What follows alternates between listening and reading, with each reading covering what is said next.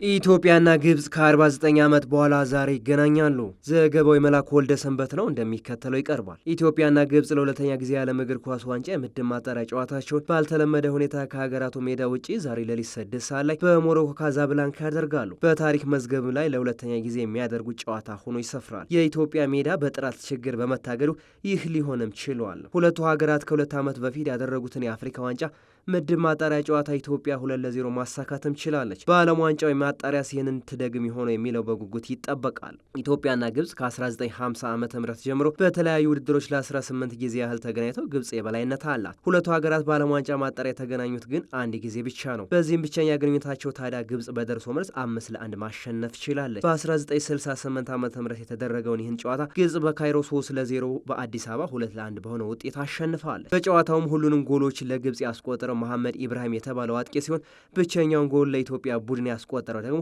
በአሁኑ ወቅት ኑሮን በአሜሪካ ያደረገው ኢንስትራክተር ካሳሁን ተካ ነበር። ሁለቱ ሀገራት ከዚህ ጨዋታ በኋላ በዓለም ዋንጫ ምድብ ማጣሪያ ጨዋታ ላይ ሲገናኙ ከ49 ዓመት በኋላ የዛሬው ለሁለተኛ ጊዜ ነው። የዛሬውን ጨዋታ ታዲያ እንደ ያኔው በሜዳቸው ሳይሆን ከሜዳቸው ውጪ በሞሮኮ ካዛብላንካ ምሽት ያደርጋሉ። ሁለቱ ለጨዋታ ከፍተኛ ትኩረት መስጠታቸውን እየተናገሩም ይገኛሉ። ግብጽ ምድቡን በ10 ነጥብ የምትመራ ሲሆን ዛሬ የምታሸንፍ ከሆነ ከምድቡ መሪ ሆና የማለፍ ዕድሏን የምታሰፋም ይሆናል። 3 ነጥብ ያላት ኢትዮጵያ ዛሬ የምታሸንፍ ከሆነ ተስፋ የሚለመልም ይሆናል። በአንጻሩ የምትሸነፍ ከሆነ ደግሞ የማለፍ ተስፋ የሚመነምንም ይሆናል። የሁለቱን ሀገራት ታሪካዊ ወቅታዊ ዳራን እንዲሁም የቡድን ስብስብ ጥራትን በመመልከት ብዙዎች የማሸነፍ ቅድመ ግምታቸውን ለግብጽ እየሰጡ ይገኛሉ።